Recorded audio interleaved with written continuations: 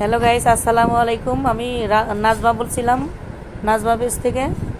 আমি এখানে এলো কেক বানানোর ভিডিও দেখাবো। 2 চামচ চিনি দিয়ে দিলাম, এখানে 2 টেবিল চামচ সয়াবিন তেল দিয়ে দিলাম। আমি ব্যবহার করব এখানে একটা ডিমটা ভেঙে দিব, দিয়ে সুন্দর করে এগুলা চামচ দিয়ে আমি এখন সুন্দর করে মিশিয়ে নিব। চিনির দানাটা একটু ভেঙে নিব, সুন্দর করে মিক্সার করব। এখন এখানে লবণ দিয়ে দিলাম, একটু পরিমাণ মতো লবণ একটু ফেটে নিব। আমি এখানে আজকে কেক বানাবো আটা দিয়ে, যেহেতু আমার কাছে ময়দা নাই, সেই ক্ষেত্রে এখানে আমি আটাই ইউজ করব।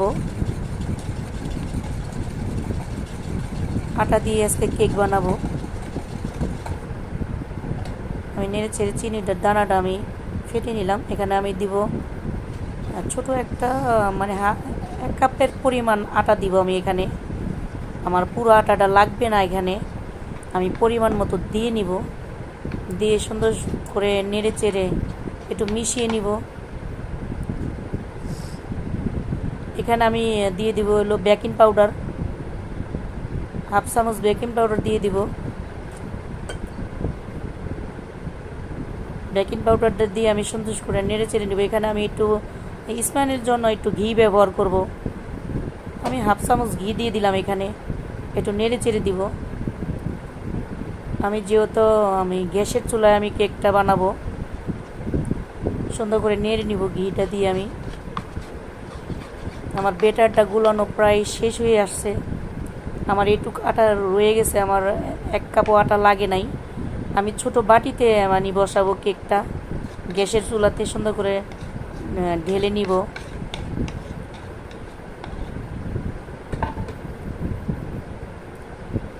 এখানে আমি দিয়ে দিব এখন কাঠবাদাম আর পেস্তা বাদাম দিয়ে দিব।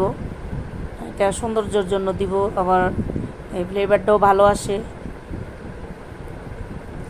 সুন্দর করে বাদামগুলো আমি সুন্দর করে কেটে নিছি, দিয়ে দিব। আমি চুলায় আগে একটা কড়াই বসিয়ে দিলাম হাই হিটে। এখন আমি চুলায় বাটি 2টা দিয়ে দিব। দিয়ে আমি এখন চুলার আঁচটা লো হিটে দিয়ে দিব, ঢাকনা দিয়ে ঢেকে দিব। আমি 15 মিনিট পরে আসছি, আমার কেকটা এখনো হয় নাই। এখন আমার কেকটা আমি 30 মিনিট পরে আসলাম, আমার কেকটা হয়ে গেছে। তো আমার কেকটা কেমন হলো, আপনার ভিডিওটা দেখবেন, ভালো লাগলে লাইক কমেন্ট শেয়ার একটা ফলো দিয়ে দিবেন। আমার কেকটা দেখেন কেমন হয়েছে।